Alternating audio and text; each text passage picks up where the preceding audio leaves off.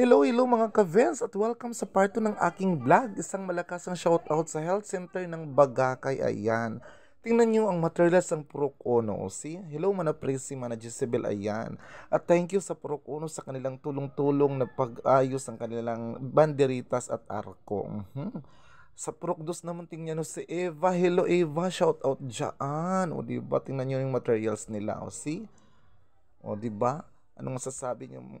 Shoutout kay Mana Lucy, ayan, na talagang tulong-tulong sila sa pag-ayos ng banderitas nila kay Iday Lerma, hello, kay Ate Nurin at saka kay Mana Lia, ayan, shoutout kayo dyan, di ba ang bubongga nila. Di rin patatalo ang Purok 3, tingnan nyo, hello, Mana Nancy, ang bongga din ng Purok 3 sa totoo lang, o di ba anong bonggang-bongga. Of course, hindi rin patatalong Purok 4. Hello, Manabika. Salamat kay Tianggot sa pangmamanage ng Purok 4 sa tutulang. Sa lahat ng tumutulong ng Purok 4, marami